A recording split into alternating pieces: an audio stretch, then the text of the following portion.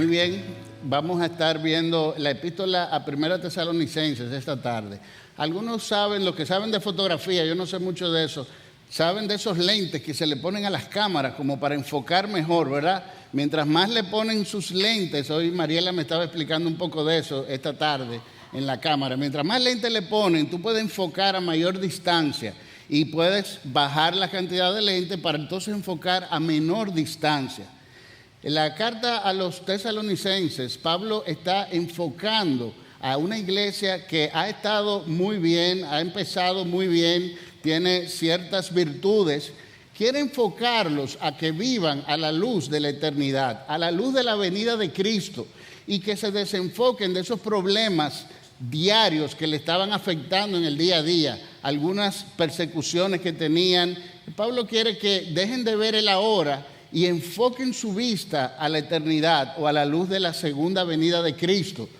Quizás una iglesia como Corintios, que vimos la vez pasada que estuve por aquí, era una iglesia que necesitaba mayor enfoque. Si diríamos de 0 a 10, Corinto tal vez estaba en el 0 y necesitaba mucha atención y mucho cuidado pastoral para llevarlos a la altura de la fe. Pero Tesalonicenses lo que necesitaba eran unos ajustes, que es lo que vamos a ver ahora, para que ellos aprendieran a vivir mejor, más ajustados a la luz de la venida de Cristo, a la luz de la eternidad. Quiere el Señor que nosotros en esta tarde también adquiramos ese foco para que en nuestras vidas nosotros podamos vivir a la luz de la venida de Cristo y que los problemas del día a día no desenfoquen nuestro andar cristiano.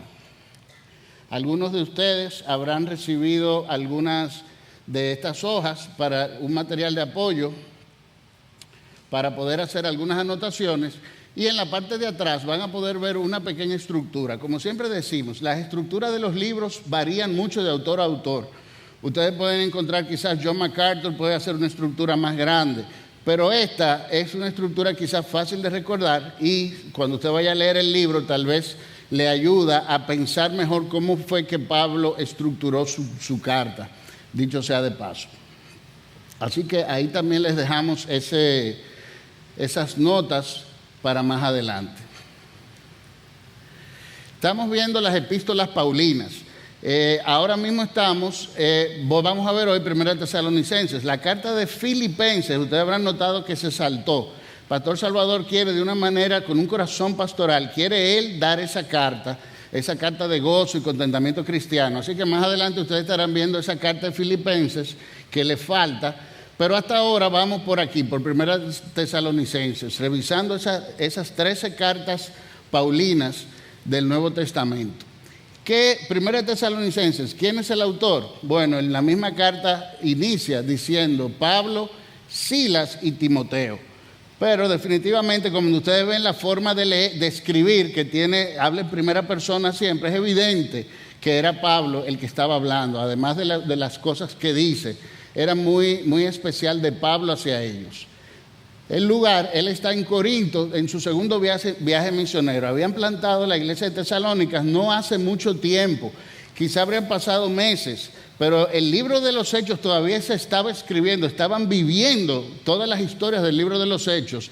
Todavía Pablo estaba en su segundo viaje misionero, cuando después de haber pasado por Tesalónica está en Corinto, y es que recibe información de la iglesia y ahí decide escribir esta carta.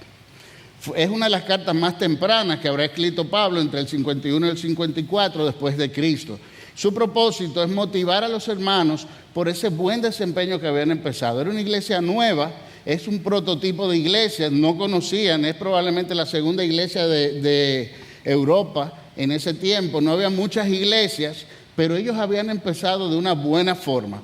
Así que Pablo quiere estimularlos a ellos por todas las buenas cosas que habían estado haciendo y da gracias al Señor por todo ello. Pero a la vez habían algunos detalles que había que corregir. Algunos detalles en cuanto a la autoridad de los pastores, la autoridad de los líderes de la iglesia y de los que presidían. Algunos detalles en cuanto a su santidad y del amor y de la esperanza.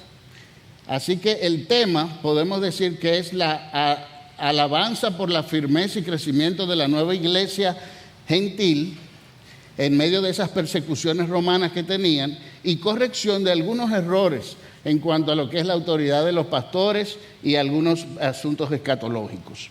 Así que los destinatarios son claramente la iglesia de Tesalónicas, que como vamos a ver estaba conformada por muchos gentiles y algunos judíos. Así que, habiendo visto esto, podemos ver cómo Pablo inicia su carta diciendo: Pablo, Silvano y Timoteo, a la iglesia de los tesalonicenses. Dice: en Dios Padre y en el Señor Jesucristo, gracia y paz. Paz, shalom, es el saludo normal que se le daban a los judíos. Y gracia, un saludo muy apropiado para los gentiles, de que la gracia ahora ha llegado también a los gentiles. Gracia y paz a esta iglesia, sean de parte de nuestro Padre y del Señor Jesucristo. Es muy importante, Pablo está hablando en nombre del Señor Jesucristo, así que quiere dejar eso claro aún desde el principio. Pueden ver arriba donde está Tesalónicas, en el punto rojo, que es la parte de Macedonia, es una parte de Europa. El evangelio había estado creciendo desde esta parte de por aquí, la franja palestina, estaba empezando a crecer por todo el Asia, ¿verdad? En su primer viaje misionero fueron por todo el Asia Menor, y ahora en el segundo viaje misionero estaba pasando algo histórico. El Espíritu Santo, que es el mejor agente logístico que existe, ha estado empujando el evangelio a todas las partes de la tierra. De modo que en ese momento estaba pasando en su segundo viaje misionero el umbral transcontinental. Desde Asia iba a pasar a Europa, y allí estuvo primero en Filipos y luego llegó a Tesalónicas. El agente logístico muy especial, el Espíritu Santo, sabía la importancia de tener la iglesia de Tesalónicas con un buen fundamento cristiano y una buena iglesia allí, porque ahí en Grecia era una de las provincias más importantes de Grecia, en lo político y en lo social. Así que era bueno que allí que convergían tantas personas, que iban tantas personas de tanta parte del mundo, conocieran de primera mano el evangelio que se estaba predicando allí. Así que esa es la ruta que se toma. De hecho, en Hechos 16, cuando se está viendo el avance del evangelio a través de Europa, dice que el Espíritu Santo le insistía no ir a algunas ciudades de Asia, como Galacia y otras ciudades, sino que fueran, en una visión se le presentó ese varón macedónico donde decía: no, vengan aquí a Macedonia para predicar la palabra, los necesitamos aquí en Macedonia. Era una manera del Espíritu Santo empujar el evangelio, de modo que fueran a plantar las iglesias allí, en esa parte de Macedonia.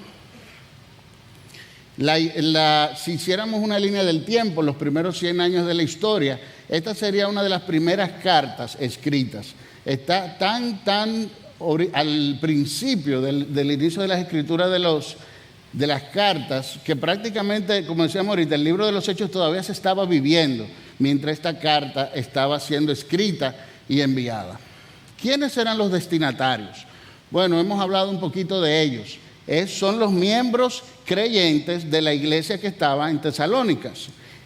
Estos eran mayormente gentiles, habían algunos judíos también, y recordamos, como vamos a ver en un pasaje, que habían algunas mujeres aristócratas de los griegos también. Era una iglesia con un buen desempeño cristiano, pero había algunos pecados por aquí y por allá que había que ir a señalar y corregir y enfocar. ¿Recuerdan ese foco? Debemos enfocarnos mejor a la luz de la venida de Cristo. Incluso ellos tenían algunas ideas erradas sobre los últimos tiempos y estaban menospreciando a sus líderes eclesiásticos. De hecho, cuando Pablo y Silas se fueron, algunos empezaron a hablar mal de Pablo y decir: mira, parece que Pablo lo que tenía son intereses por ustedes. Ustedes ven que desde que hubo problemas cogieron y se fueron. Eso es que Pablo nada más quería usarlos a ustedes. Y así empezaron a poner toda clase de chisme y toda clase de mal pensamiento sobre Pablo y sobre la figura de algunos de los líderes para menospreciar el impacto del evangelio.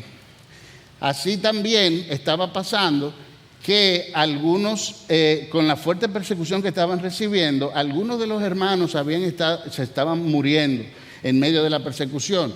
Y los demás hermanos se preocupaban: pero ven acá, si se murió fulano, entonces no va a estar el día de la venida de Cristo. ¿Qué va a pasar cuando Cristo venga en gloria y fulano no esté porque ya se murió?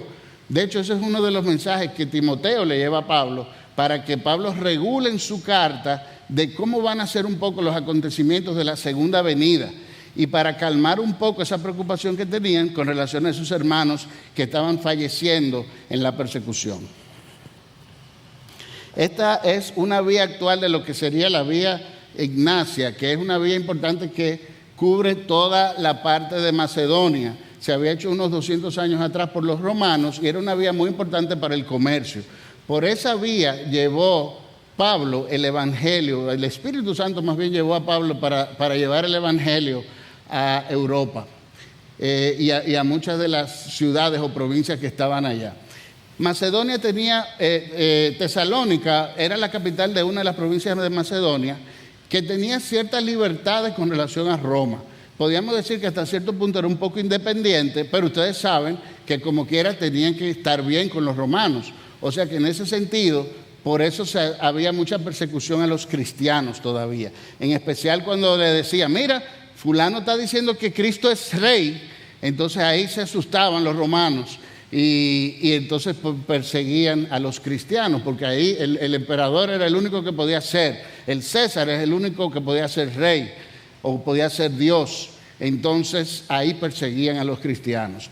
Pero de cierta manera era una provincia rica y era una provincia muy importante para el comercio, lo que la hacía fundamental para tener ahí una buena iglesia en este momento que estamos expandiendo la iglesia a todos los lugares del mundo.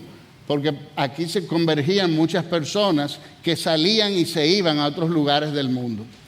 Así que fue esa capital de Macedonia importante, fue localizada, estaba bien localizada en la vía Ignacia y era importante por su actividad política y comercial. Tendrían algunos 200,000 habitantes para el tiempo en que estaba escribiéndose la carta de Primera de los Tesalonicenses. Como ustedes saben, había mucha influencia griega. En los griegos tenían mucha inmoralidad, sobre todo inmoralidad sexual. Recuerden el templo de Afrodita, en que en Grecia estaba ese templo de la diosa griega del amor. Muchos escritos dicen que indican que en sus cultos se practicaba la prostitución, orgía y toda clase de depravación sexual. Las sacerdotisas se encargaban de hacer un tiempo agradable para aquellas personas que fueran de una manera inmoral. Esta práctica estaba impactando grandemente a los hermanos de Grecia en todas las iglesias. Por eso se infiltraba mucho la inmoralidad sexual. Esto era algo que debía ser altamente atendido por Pablo en la iglesia para llevarlos a la santidad de la iglesia y dejar la inmoralidad sexual como lo hacían los griegos. Después de que llegaron en Hechos 17, que llegan por primera vez a Tesalónica, Pablo y Silas. ¿Y qué pasó? Ahí en Hechos 17 es que se planta o inicia esta iglesia de Tesalónica. Es interesante, vamos a ver qué pasó ahí. Si quieren pueden buscarlo en sus Biblias o lo podemos leer desde aquí. Dice que pasando por Anfípolis y Apolonia llegaron a Tesalónica, donde había una sinagoga de los judíos.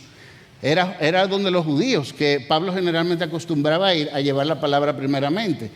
Así que, y dice, y Pablo como acostumbraba fue a ellos, y por 3 días de reposo discutió con ellos, declarando y exponiendo por medio de las Escrituras que era necesario que el Cristo padeciese y resucitase de los muertos, y que Jesús, a quien yo os anuncio, decía él, es el Cristo.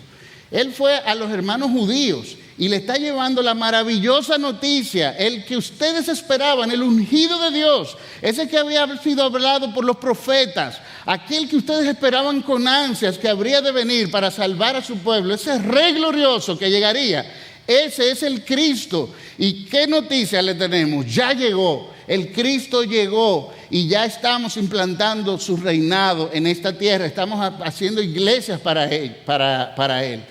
Y entonces, como es natural, ¿verdad? Todos los judíos celebraron y bien, vamos a abrazar el cristianismo inmediatamente, ¿verdad? Eso fue lo que pasó. Dicen por aquí, no, eso no fue lo que pasó. Dice entonces el versículo 4, y algunos de ellos, solo algunos de los judíos creyeron y se juntaron con Pablo y Silas. Y de los griegos, los gentiles piadosos, gran número. Fueron muchos más los gentiles que los judíos a quien el Cristo había venido.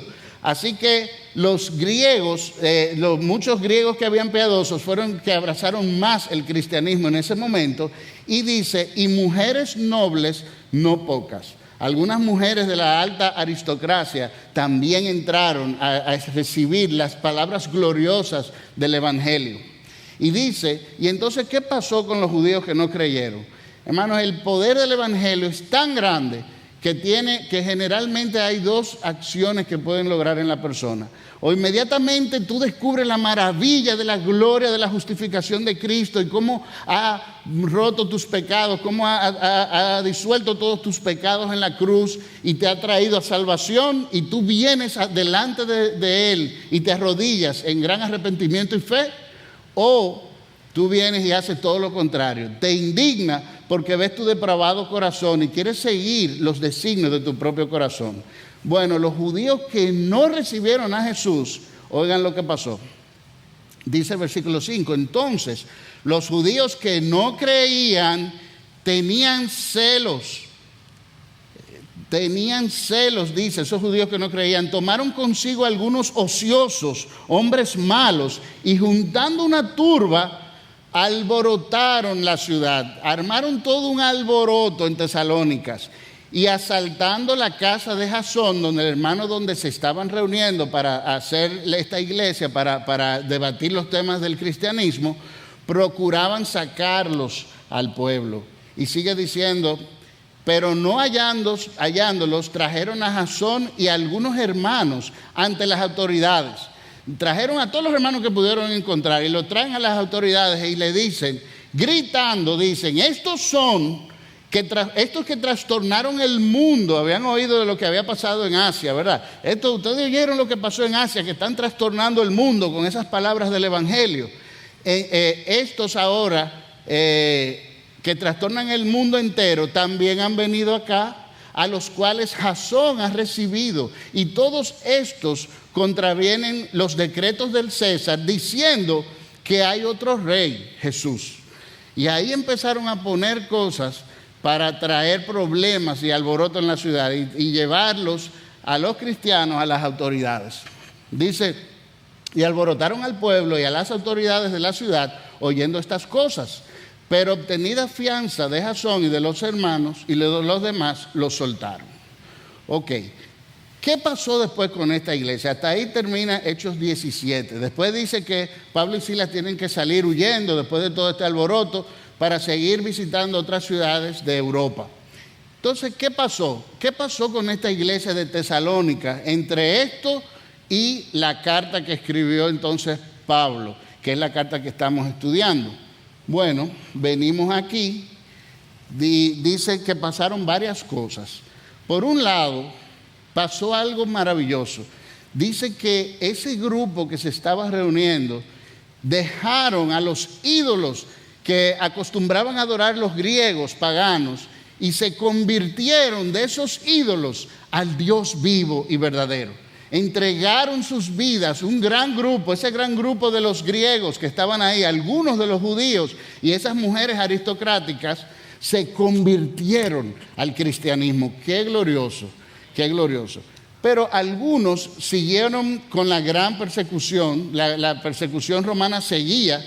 Algunos morían en la persecución, otros eran grandemente azotados y había un tiempo difícil para los cristianos. No era un tiempo como ahora que nosotros podemos venir tranquilitos, fresquecitos, sentarnos a oír el mensaje aquí. Esa gente estaba pasando persecución seria y fuerte a la luz de la muerte, de apresamientos, de torturas. Así estaban estos hermanos, sin embargo, manteniendo su fe firme. Entonces, algunos también estaban hablando mal de Pablo. Algunos estaban diciendo, bueno, mira Pablo y Silas que se fueron y nos dejaron ahora con todo este alboroto. Eso es que ellos nada más tenían intereses personales y empiezan a degradar la imagen de Pablo y de los líderes que Pablo había dejado en la iglesia de Tesalónicas. Esos fueron algunos, ¿verdad? Otros tenían una situación con la escatología. Como habíamos dicho, habían estas personas que algunos estaban muriendo, venían y decían, óyeme, pero ¿y qué va a pasar con fulano que falleció y Cristo viene? No va a estar, no va a haber ese evento glorioso de la venida de Cristo. Y cuando Cristo venga con gran poder, no nos va a ayudar a pelear, a hacer el reinado de Cristo en esta tierra. Y ya no lo vamos a volver a ver. Perdimos esa oportunidad de que esté con nosotros en la segunda venida de Cristo. Entonces, eso era lo que estaba pasando. Y Pablo tiene entonces que venir a ajustar un poco ese pensamiento de ellos. Pablo manda a Timoteo, les presento a Timoteo, ese es Timoteo, le manda a Timoteo para averiguar qué es lo que está pasando. Recuerden, han pasado unos meses, poco tiempo, y Pablo está profundamente preocupado por esta iglesia, con un corazón pastoral. Aunque muchos lo estaban criticando, que lo que quería era ganancia de Tesalónica, él realmente estaba preocupado. Y manda a Timoteo con dos intenciones principales. Ve, anímame a esa gente allá que está pasando mucha tribulación, anímamelo, dile que vale la pena sufrir por Cristo, pero también averíguame cómo van las cosas y tráeme un reporte para ver cómo están ellos. Y de ahí era que vendría a escribir su carta. Así que el reporte de Timoteo, bueno, los tesalonicenses habían sufrido mucho con las persecuciones del César, siguen sufriendo, hay mucha tensión, mucho dolor, mucha pérdida, hay problemas de persecución. Sigue diciendo Timoteo, algunos habían muerto y la iglesia se preocupa de qué será de ellos en la resurrección de Cristo. ¿Qué va a pasar cuando Cristo venga en gloria y no estén algunos de los que se habían muerto? ¿Qué va a pasar? Esa es una preocupación grande para ellos. Otros vivían en impurezas sexuales, como los griegos. Así que había que traer un tema de atención ahí, de santidad, ante la inmoralidad que se estaba mezclando de los griegos. Por otro lado, Timoteo le tiene que decir a Pablo, mira, y también están hablando mal de ti allá. Allá te están acusando de que tú nada más lo querías era para beneficio personal. Y están pormenorizando los líderes de allá de la iglesia. Pero la buena noticia es que muchos habían crecido en el amor y en la fe en Cristo. Pero hermanos, muchos habían crecido en el amor y en la fe en Cristo, no en tiempos de gozo y de estabilidad y de una economía buena, en medio de gran persecución. Habían crecido en amor y en fe en Cristo, en medio de esa gran tribulación. Pero también se convirtieron de los ídolos al Dios vivo y verdadero. Esas fueron las noticias que le mandaron a Pablo. Así que Pablo, con esta información, tiene que hacer algo, tiene que escribir una carta. Su carta, me imagino que él está pensando, ¿cómo yo voy a estructurar mi carta para que sea una carta que ayude en estos momentos a la iglesia de Tesalónica? Primero, obviamente, si hay duda de mi persona, yo debo mostrar un gran amor pastoral y debo mostrar mis preocupaciones y cómo doy gracias por todo lo bien que ellos han estado durante el tiempo de la persecución. Pero luego también debo exponer cómo los hermanos deben aprender a vivir mejor a la luz de la segunda venida de Cristo y no solo a la luz de los problemas del día a día. Y esto habría de afectar al menos 3 valores y 3 gracias cristianas muy importantes. Uno es la santidad. Si vamos a vivir a la luz de la venida de Cristo, nosotros debemos vivir santos desde hoy. La santidad debe estar en nuestras vidas desde el día de hoy, esperando la venida de Cristo. Pero también al vivir a la luz de la venida de Cristo debe ser en amor en la iglesia, debe primar el amor unos con otros. Y yo sé, la iglesia tenía buen amor y ya Pablo lo había felicitado, vemos que Pablo le va a felicitar por eso. Pero hay que ajustar, ¿recuerdan el foco? Todavía tenemos que seguir amándonos más. Y por último también, vivir a la esperanza de esa segunda venida. Si vivimos realmente a la esperanza de esa segunda venida, los problemas presentes se van a ver más pequeños. Y así podemos enfocar nuestra vida mejor para vivir a la luz de esa esperanza gloriosa que tenemos de la segunda venida de Cristo. Con toda esta información, entonces Pablo empieza a escribir su carta, que es la que vamos a ver ahora. Pero antes de verlo, yo quiero que ustedes me ayuden a completar 4 versículos icónicos del libro de Primera Tesalonicenses. Yo sé que ustedes son una iglesia que sabe mucho, o sea que esto está sumamente fácil para el nivel de ustedes. Yo les empiezo la oración y ustedes me dicen la última palabra a coro. Vamos a hacerlo aquí a coro porque somos muchos. Completa la última palabra del texto. Porque el Señor mismo, con voz de mando, con voz de arcángel y con trompeta de Dios, descenderá del cielo y los muertos en Cristo resucitarán. Muy bien, wow. Porque vosotros sabéis perfectamente que el día del Señor vendrá como ladrón en la noche. Muy bien. Orad sin cesar. Muy bien. Examinadlo todo y retened lo bueno. Wow, hermano. Ustedes saben la carta, ya hasta aquí terminamos.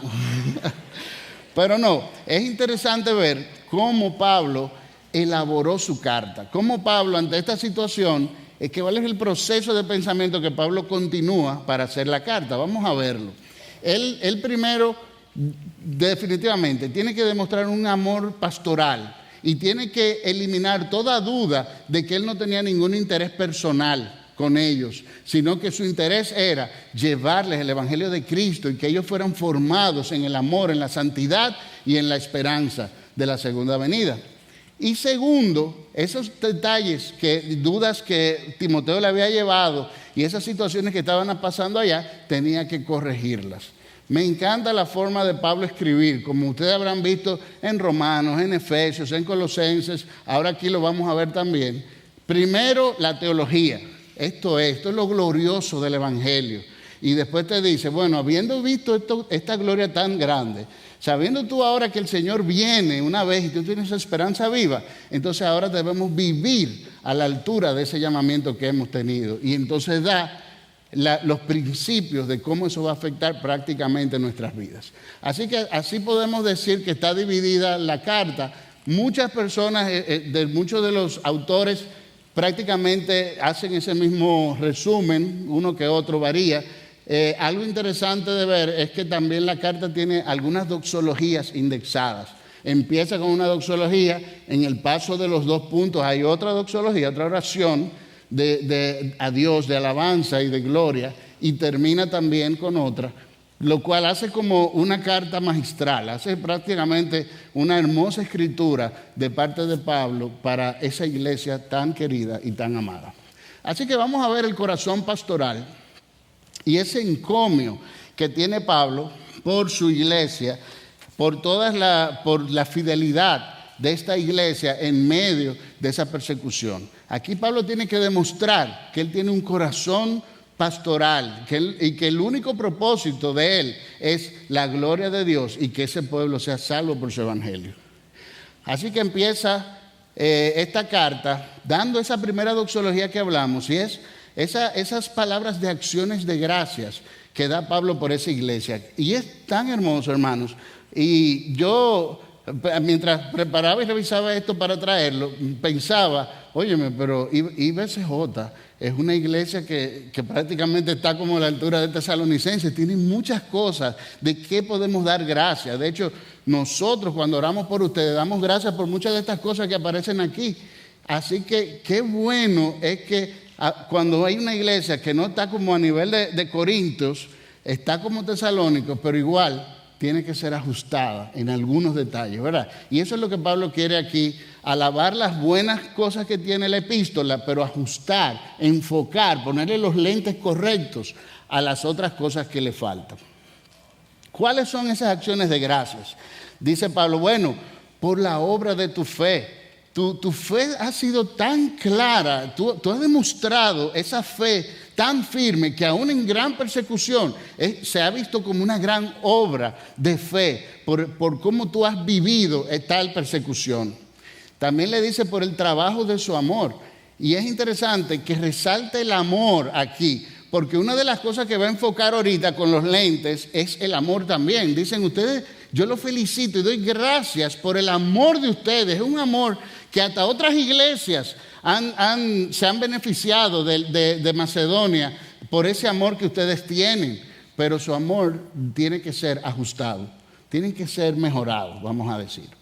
Y sigue diciendo, también les alabo y encomio y doy gracias por la consistencia en la esperanza que tienen en Cristo y por el evangelio que les llegó en poder del Espíritu. Ustedes vieron cómo fue el Espíritu que le llegó a Tesalónica, guiando a Pablo y a Silas por dónde no ir, por dónde ir, y con la visión del macedonio para que vayan allá a Macedonia. Y luego cómo con gran oposición, como quiera el poder del evangelio, a pesar de que el maligno trató firmemente de evitar que la palabra fuera predicada allá en Tesalónica, como quiera el poder del evangelio, el poder del Espíritu Santo fue más fuerte, que todavía la iglesia estaba firme en medio de gran persecución. Y aunque muchos habían muerto, seguía firme por el poder del Espíritu. Qué bueno, gracias al Señor. Por eso les dice, también agradezco su imitación a Cristo.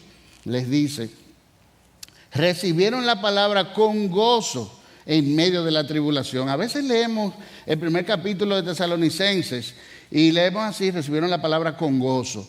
Hermanos, recibieron la palabra con gozo en medio de torturas, muertes, encarcelamientos, en medio de una fuerte persecución.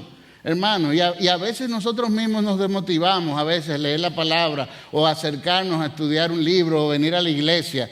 Ellos recibieron la palabra con gozo en medio de gran tribulación. Su buen ejemplo es reconocido en Acaya y Macedonia, ¿verdad? Como una iglesia, como ustedes mismos aquí en IBCJ nos impactan a nosotros en Santiago, otras ciudades del país, otros países en Latinoamérica.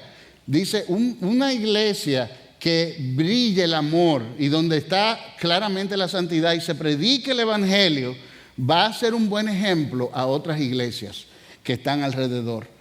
También su buena divulgación de la palabra es encomiable y su conversión de los ídolos a Dios. Y ese servicio al Dios vivo y verdadero que tienen. Y por último, su esperanza en la venida de Cristo. Sigue diciendo en el capítulo 2, habla como este pastor a su rebaño. Dice que les recuerda cómo Pablo fue a Tesalónica después de haber sido encarcelado en Filipos y haber pasado tanto problema en Filipos, igual que aquí en Tesalónicas. Pero igual el Espíritu también, con gran poder, en Filipos le sostuvo y hasta el carcelero de Filipos se convierte por el poder del Evangelio y del Espíritu Santo. Así que él recuerda, mira, después de haber pasado todo eso en Filipos, vine aquí a Tesalónicas y también les prediqué fielmente el Evangelio de Dios. O sea, yo no estaba buscando nada personal. Yo lo que quería era llevarles las glorias y las maravillas del Evangelio de Cristo. Dice, no vine con palabras lisonjeras y sin avaricia, no vine con deseo de que ustedes me dieran nada. Yo vine desinteresadamente a traerles la palabra del Evangelio. Y obviamente si Pablo está escribiendo esto a una iglesia con la cual él estuvo presente, es evidente que son palabras que pueden ser creíbles, que mientras él estuvo ahí, fue claramente así como él está diciendo.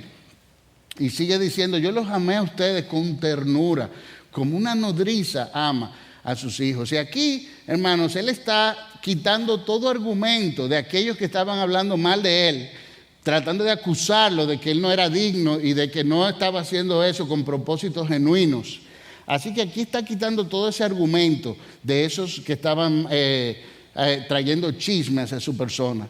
Y decía él, trabajando de día y de noche para llevarles el Evangelio. Así era que estaba.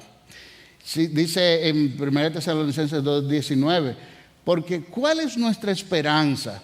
¿O gozo o corona de que yo me gloríe? ¿Fue que ustedes me dieron una cuenta en el banco o me hicieron algo para mí personal? No, dice él, ¿no lo sois vosotros delante de nuestro Señor Jesucristo en su venida?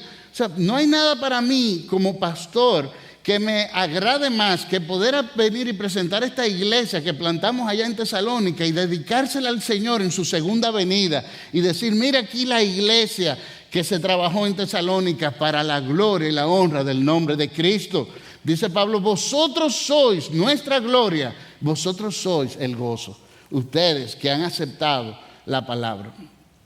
En el capítulo 3 habla de algunas preocupaciones personales, diciendo que Pablo envió a Timoteo desde Atenas para animarles y exhortarles a la fe. Ahí les revela las intenciones del viaje de Timoteo. Mira, yo te envié a Timoteo para que analice qué es lo que está pasando y para animarlos a ustedes en la fe, para que nadie se angustie en medio de las tribulaciones. Porque Pablo era consciente de las tribulaciones que estaban pasando y decía, no quiero que se angustien en medio de ellas, yo quiero que ustedes estén contentos.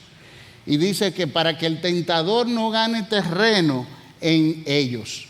No vaya a ser que un tentador venga y gane terreno en ellos. Todo buen pastor, eso es lo que busca de su pueblo, animarlos a mantener firmes la fe, a llevarlos a Cristo y a estar firmes delante de las tribulaciones, y que el tentador no gane terreno en medio de su trabajo. En el capítulo 3 también les da consuelo y alivio. Dice, le explica cómo Timoteo volvió con ese buen reporte de su fe y amor y de cuánto ellos extrañaban a Pablo. Y dice que para Pablo eso fue una noticia que lo consoló tanto y lo alegró, lo llenó de gozo, de que volviera con esa noticia de que ellos lo extrañaban, y que esto consoló grandemente a Pablo en medio de sus tribulaciones. Dice 1 Timoteo 3:11, mas el mismo Dios y Padre nuestro, esta de esas doxologías que les hablaba, que une los dos bloques, ¿verdad? Mas el mismo Dios y Padre nuestro y nuestro Señor Jesucristo dirija nuestros caminos a vosotros. Y el Señor os haga crecer y abundar en amor. Oigan qué interesante, Él les había dicho ahorita, yo los felicito por el amor que ustedes tienen y doy gracias a Dios por ese amor, pero yo le estoy orando también para que abunde más ese amor, porque ahora ustedes tienen que ajustar el foco y ver y amar a la luz de la venida de Cristo, a la luz de la medida de Cristo. Y dice, abundar en amor unos para con otros y para con todos, como también lo hacemos nosotros para vosotros, para que sean afirmados vuestros corazones irreprensibles en santidad delante de Dios nuestro Padre, en la venida de nuestro Señor Jesucristo con todos sus santos. Así dice esta hermosa doxología con que Pablo termina el capítulo 3. Y una vez ahí tenemos, habiendo dado el corazón pastoral y habiendo mostrado y quitando todo argumento de aquellos que querían hablar y difamar a Pablo, ahora viene con la carga pastoral. Y viene ahora a estimular a crecer en fe. Ahora vamos a ajustar el foco a la luz de la venida. Ok, ustedes están muy bien, una iglesia nueva y tienen muchas cosas de qué resaltar y por qué dar gracias. Ahora vamos a poner el foco para que ustedes ajusten mejor algunas cosas para la segunda venida de Cristo. Definitivamente, la primera que tiene que empezar de la carga pastoral era la pureza sexual. La pureza sexual. No es posible que en la iglesia de Cristo haya en medio impureza sexual. No importa lo que opinen los de afuera. Los griegos pueden pensar como ellos quieran. En la iglesia debe ser santa. Santo significa separado. O sea que tú no vas a seguir con los mismos principios de inmoralidad que tienen los de afuera. Sed santos. Ahí Pablo es firme en eso. Tienen que ser santos y apartarse del mal. Apartaos de la fornicación. Tienen que dejar esa práctica inmediatamente. Esa no es una práctica buena que puede entrar en esta iglesia, aunque sea algo común en medio de la sociedad en la que ustedes viven. Tienen que apartarse de la fornicación. Cada uno tenga su propia esposa en santidad y honor. Cada familia debe ser un círculo de piedad, donde demuestre a las personas de allá de Macedonia que ustedes están viviendo en integridad y en honor, en un matrimonio lleno de honor. Evitad la pasión de la concupiscencia. La concupiscencia te atrae. Viene la pasión ante ti y después entonces la concupiscencia te empieza a ceder. Pero bueno, los griegos lo hacen. Déjame ver cómo empiezo a probar por aquí o a probar por allá y acercarme aquí y acercarme allá. Y dice que la propia concupiscencia te va arrastrando hacia esa pasión desmedida y te lleva inevitablemente al pecado. No, dice, tú eres santo, tú no puedes hacer así como los griegos, tú tienes que parar la concupiscencia ahí mismo y marcar con claridad tu santidad. La santidad es el primer lente que debes ponerle a tu foco, porque tú tienes que venir a la luz de la venida de Cristo. Y si Cristo te encuentra fornicando con una de las sacerdotisas de Artemisa, ¿cómo tú vas a ver esa venida de Cristo en ese momento gloriosa y tú en un pecado de inmoralidad sexual? Tienes que apartarte de la fornicación inmediatamente y dejar eso atrás. Santidad es una raya muy grande entre la cultura en la que vivimos y en la cultura como debe ser en la iglesia. Dios no nos ha llamado a la inmundicia, sino a la santificación. Dice 1 de Tesalonicenses 4:9, pero acerca del amor fraternal, ahora viene el amor. ¿Recuerdan los tres, el triángulo? Santidad. Primero se marca el foco de la santidad. Dejen la inmoralidad sexual. Ahora vienen con el amor. Pero dirá alguno, óyeme, pero el amor lo mencionaron como que era un atributo positivo. Sí, pero es que todavía tiene que ponerle el lente de la medida correcta del amor. Dice, acerca del amor fraternal, no tenéis necesidad que os escriba. Ustedes son una iglesia que se aman. Y eso ha sido bien a la luz de otras iglesias en Macedonia, dice. Porque vosotros mismos habéis aprendido de Dios que os améis unos a otros. Y también lo hacéis así con todos los hermanos que están por toda Macedonia. Eran reconocidos por ese amor. Pero os rogamos, hermanos, que abundéis en ello más y más. Si nosotros sacáramos un promedio en este mundo inicuo y lleno de maldad, sacamos un promedio de la medida del amor, la iglesia de Tesalónica iba a estar muy por encima del promedio de la medida del amor del mundo. Muy por encima, era un ejemplo a seguir. Pero yo les pregunto a ustedes, ¿cuál es la medida del amor correcta? ¿Quién me dice? ¿Cuál es la medida de amor? Dicen, hermano, es Cristo. Cristo es la medida correcta. Dice, por eso, pero os rogamos, hermanos, que abundéis más y más en ello. Y sigue diciendo, y que procuréis tener tranquilidad y ocuparos en vuestros negocios y trabajar con vuestras manos de la manera que os hemos mandado, a fin de que os conduzcáis honradamente para con los de afuera y no tengáis necesidad de nada. La medida del amor correcto es la medida de Cristo, aquel que se ofreció y vino y pagó con su propia sangre nuestra justificación. Y por amor de nosotros. ¿Quién da su vida por sus enemigos? Jesucristo se entregó a sí mismo. Y esa fue la medida del amor perfecto. Así que, ¿estamos enfocados en el amor? ¿O debemos enfocarnos mejor a la luz de la venida de Cristo? Debemos seguir trabajando urgentemente a la medida de la cruz, de la venida de Cristo. Ahora tienen otro tema. Vimos la santidad. Primero, enfocamos la santidad, esa es una. El amor, ese otro, tienen que enfocarse al amor a la luz de la venida de Cristo. Ahora, la esperanza, conforme a la venida de Cristo. Y aquí viene Pablo a tratar el tema de que Timoteo le había dicho, de que muchos estaban muriendo y estaban en la preocupación de que ellos no van a estar cuando venga Jesús y no van a estar en esa gloriosa venida. Entonces Pablo viene a poner las cosas en orden. No, miren. Esto es lo que va a pasar. Así es que van a ser las cosas. Dice entonces Pablo, 1 Tesalonicenses 4:13. Tampoco queremos, hermanos, que ignoréis acerca de los que duermen. No crean que yo he pasado eso por la vista gorda. Yo sé acerca de los que duermen, para que no os entristezcáis como los otros que no tienen esperanza. Quiere decir Pablo aquí, los que mueren fuera de la fe, los que mueren sin Cristo, mueren, y era parte de lo que veíamos esta mañana, mueren con una desconsolación tal porque no tienen ningún tipo de esperanza, sencillamente murieron y sus cuerpos están ahí y ya no hay nada, ninguna esperanza más que una vida de tortura continua en el infierno.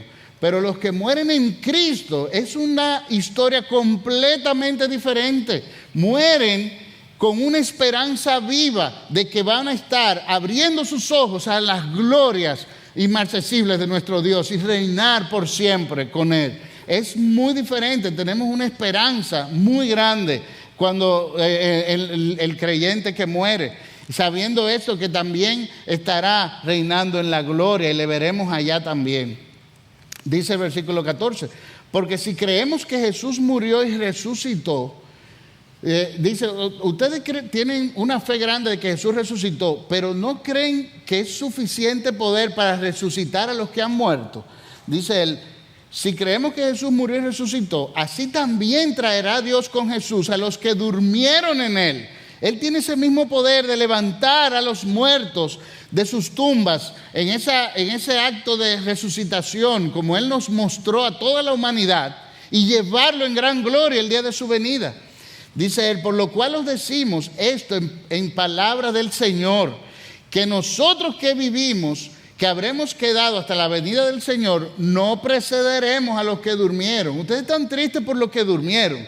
Esos son los que van a estar primero en la línea de Dios. Mira cómo es que van a ocurrir las cosas. Entonces aquí le explica a partir del versículo 16. Mi hermano, mientras leemos este versículo, agárrese bien de su silla para que usted recuerde las cosas que van a pasar el día de la venida de Cristo. Dice el versículo 16, porque el Señor mismo, con voz de mando, con voz de arcángel, es algo increíble lo que va a pasar. Aquí va a temblar este mundo se va a estremecer cuando lleguen esas voces. Nosotros no hemos oído la voz del Señor ninguno, ni hemos oído la voz de ningún arcángel. Nos imaginamos que debe ser algo poderoso. Ahora, usted se ha oído una trompeta, ¿verdad? Dice, si tú no sabes cómo es la voz del arcángel, dice, y con trompeta de Dios. Todos saben que en una orquesta, esa orquesta tan hermosa que tiene Alberto ahí, no tiene trompeta, pero si tuviera una trompeta, usted, todo el que está presente en una orquesta, cuando entra la trompeta, es evidente, ¿eh? Todo el mundo oye, ahí entró la trompeta, es clara, es una voz firme de gran autoridad. Dice, el Señor mismo vendrá, eso lo veremos en los cielos, entrando con gloria. El Señor vendrá con voz de mando, con voz de arcángel y con trompeta de Dios. Descenderá del cielo y los muertos en Cristo resucitarán primero. Ellos son los que subirán primero en gran gloria. Araceli subirá primero a abrazar a su Señor con gran gloria en los cielos y reunirse al grupo de séquito de ángeles que irán a luchar por nuestro Señor. Y luego nosotros, los que vivimos, los que hayamos quedado, seremos arrebatados juntamente con ellos en las nubes. Ahí nos reencontraremos todos. No llores por el que ha estado, por el que falleció ahora en tus tribulaciones, porque nos reuniremos con gran poder en el reino de Cristo. Allí estaremos todos juntos. Seremos arrebatados luego nosotros juntamente con ellos en las nubes para recibir al Señor en el aire, y así estaremos siempre con el Señor. ¡Qué glorioso! Ahí estaremos habitando por siempre delante de nuestro buen Dios y Señor. Eso no es una esperanza viva, ¿eh? No es para poner ese foco, ese lente de la esperanza en nuestra forma de vida y vivir desde hoy hasta el día de la venida de Cristo, firme siempre con esa esperanza gloriosa que tendremos en Él. Por tanto, después de haber entendido todo esto, sabiendo cómo es el orden de las cosas, y entendiendo que los que murieron estarán igual con nosotros, primero que nosotros, en gloria con Cristo, habiendo visto todo esto, ¿qué debemos hacer ahora? Por tanto, alentaos los unos a los otros con estas palabras. Aliéntense, hablen con los hermanos, motívense, no deje, mira a ver el que esté descuidado y aliéntalo con la palabra de venida de Cristo. No deje que falte la iglesia, no deje que caiga su primer amor. Motívalo a seguir estudiando las maravillas de la palabra. No dejes caer al hermano. Alentaos unos a otros con estas palabras de gran esperanza que tenemos. Sigue hablando Pablo en el capítulo 5 acerca de la gloriosa venida de nuestro Señor y de esa esperanza viva que tenemos para seguir ajustando ese lente. Porque dirás tú, bueno, pero eso es para el día de la venida. Sí, pero hay muchas cosas que tú puedes hacer desde hoy para ajustar tu vida a vivir a la luz de ese día, de ese gran día glorioso. Así que vamos a ajustar eso, vamos a poner ese lente ahora. Dice 1 Tesalonicenses 5. Pero acerca de los tiempos y de las ocasiones, no tenemos necesidad, hermanos, de que yo escriba. Una vez más, ustedes son una iglesia que sabe mucho de escatología. Yo no tengo que estarle haciendo un tratado escatológico. porque vosotros sabéis perfectamente que el día del Señor vendrá, así como ladrón en la noche. ¿Cómo llegan los ladrones en la noche? ¿Alguno de ustedes lo ha llamado un ladrón algún día? Mire, aquí le hablamos de la Asociación de Ladrones de Santo Domingo y queremos avisarle que usted ha sido seleccionado esta noche a las 3 de la madrugada para que vamos a pasar por su casa a recoger algunos elementos y unas joyas, pero no se preocupe, quédese durmiendo como si nada esté pasando. ¿Verdad? Los ladrones no avisan. Dice, así es que va a venir el Señor. De repente, no sabemos cuándo, pero va a venir. Que cuando digan paz y seguridad, entonces vendrán sobre ellos destrucción repentina, como los dolores a la mujer encinta, y no escaparán. Mucho se debate de cada vez que vemos tantos terremotos, ahora que nos ha tocado tan cerca, tantos rumores de guerras, si son esos momentos de parto, dolores de parto que se van incrementando.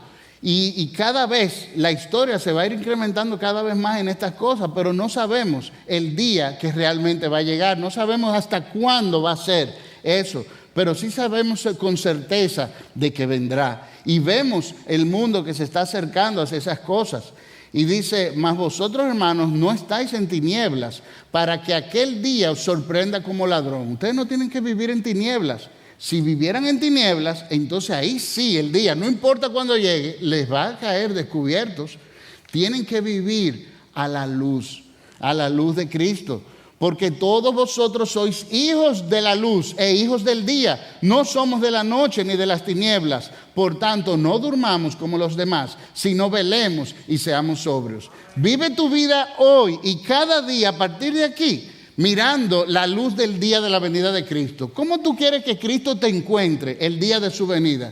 ¿Quieres que te encuentre fornicando con una de las sacerdotisas de Artemisa? ¿O tú quieres que te encuentre en disgusto entre un hermano y otro? ¿Verdad? Primero santidad, tienes que encontrarnos en santidad, pero en amor también. Que no hay un disgusto entre un hermano y otro y llega el Señor y tú peleado con tu esposa y llega el Señor. Tú no quieres que el Señor te encuentre así, pero también tenemos santidad, amor y esperanza. Tampoco queremos que el Señor llegue y nos encuentre descuidados con nuestra esperanza de su venida y que estamos rezagados en el Evangelio y que sencillamente ocupamos un asiento en esta iglesia y no hacemos nada para el reino. No, tú quieres que el Señor te encuentre activo el día de la venida, pero no sabemos cuándo es ese día. Bueno, a partir de hoy, todos los días, tú vas a poner tu foco para vivir cada día a la luz de ese día y no solo a la luz de los problemas de cada día. Así es que vamos a enfocar nuestras vidas. Y sigue Tesalonicenses 5, 1 Tesalonicenses 5, 8, animándonos unos a otros con estas palabras. Dice, pero nosotros que somos del día, seamos sobrios, habiéndonos vestido con la coraza de fe y de amor y con la esperanza de salvación como yelmo. Porque no nos ha puesto Dios para ira, sino para alcanzar salvación por medio de nuestro Señor Jesucristo, quien murió por nosotros para que, ya sea que velemos o que durmamos, vivamos juntamente con Él. Miren qué interesante. Dice aquí que, porque no nos ha puesto Dios para ira, sino para alcanzar salvación por medio de nuestro Señor Jesucristo, quien murió por nosotros, para que ya sea que velemos o que durmamos, vivamos juntamente con Él. Hemos sido salvados por su propia gloria, por su propia honra, para vivir juntamente con Él.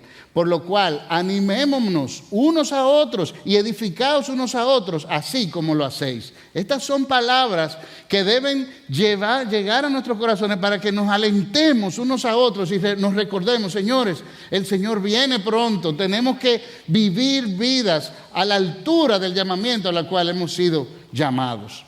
Ese es un texto clave para Tesalonicenses y describe prácticamente lo que Pablo le quiere decir a ellos, de que vivan sus vidas a la luz del día de la venida de Cristo y que cada día sea así enfocado a ese día y que los problemas del hoy no nos afecten en esa visión que tenemos hacia el día de la venida de Cristo.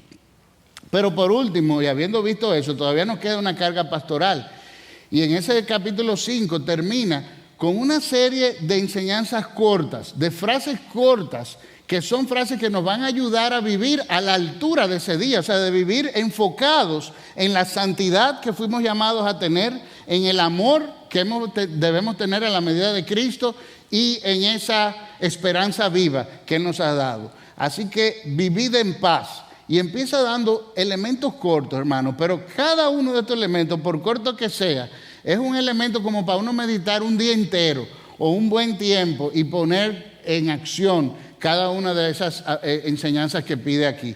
Dice, por ejemplo, primero, reconoced a los que os presiden en el Señor. Dice, ustedes le habían menospreciado primero a Pablo y estaban menospreciando a algunos de los líderes ahí. No, ustedes tienen que tenerlos dignos de doble honor. Ustedes tienen que ver la obra que ellos están haciendo para el reino y mejor ayudarlos para que ellos puedan elaborar esta obra de una mejor manera, pero no andarlo criticando. Usted está desenfocado ahí. Tienen que mejor ayudar a aquellos que os presiden en el Señor.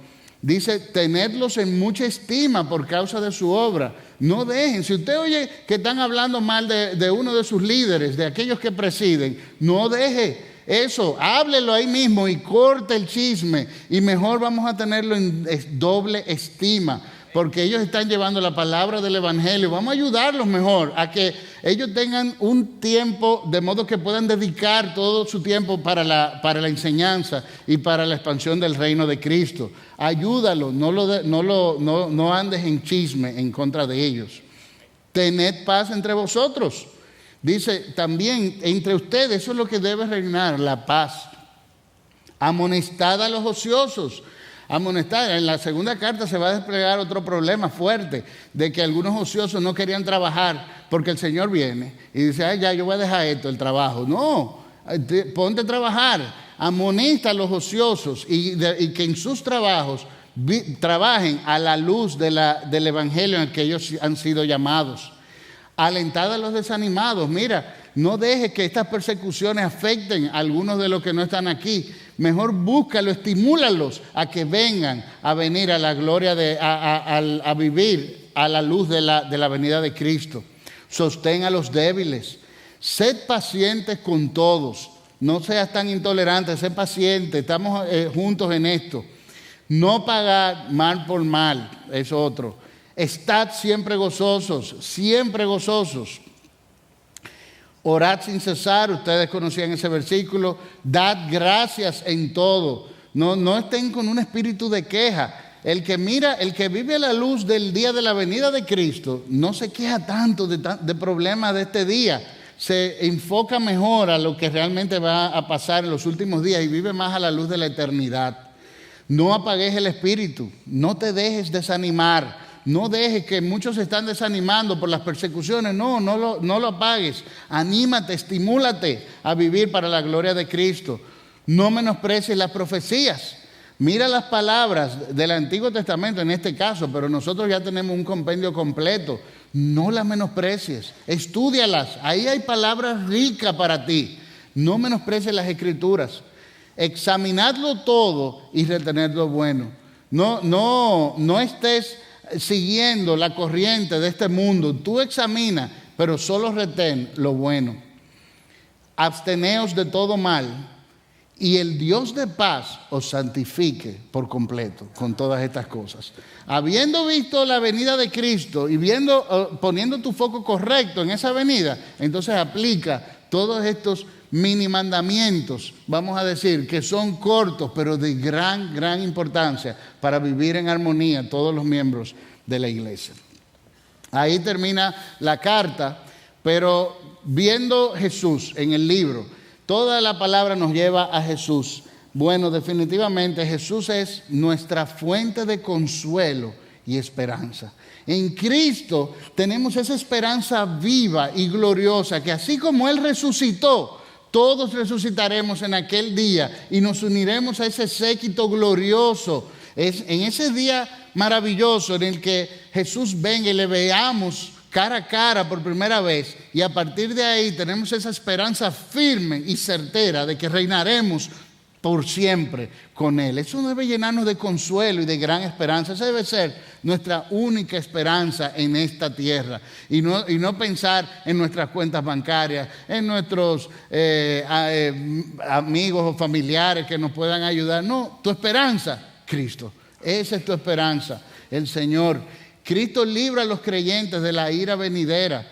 Cristo cumplirá cada una de sus promesas. Algunos que no veían que Cristo no veía, dirán, pero ¿será que ya las promesas de Cristo no vienen? Dice Pablo, no, son firmes y verdaderas y Cristo vendrá todavía, hay que esperarlo. Y en Él podemos descansar. Vendrá un día con gran gloria nuestro Señor. Pero Cristo también es la medida perfecta de cada uno de los estímulos que Pablo nos está pidiendo en la carta. Cristo es la medida perfecta de la santidad. ¿Cómo vamos nosotros a vivir en santidad? Al promedio de lo que vivía el grupo de los griegos, y esa era la medida de santidad correcta. Vamos a decir, como los griegos vivían, pero más o menos comportándonos al promedio, o un poco mejor que los griegos. No, la medida de santidad es Cristo, aquel que vino y tuvo una vida perfecta de principio a fin y fue santo sin pecado. ¿Y cuál es la medida del amor? Cristo también. Vamos a amarnos. Los tesalonicenses eran buenos en el amor para ser animados, pero tenían que seguir creciendo a la altura de Cristo, a la altura del amor de Cristo. Y Cristo definitivamente es nuestra única, certera esperanza. Así es. Si tengo que dejar con dos cosas en este día. Uno, le digo, nuestra fe, consuelo y esperanza debe estar solo en Jesús. Y por último, esperemos gozosos la segunda venida en victoria de nuestro glorioso Señor Jesucristo y alentémonos unos a otros con estas cosas para estimularnos a la santidad, al amor y a la esperanza.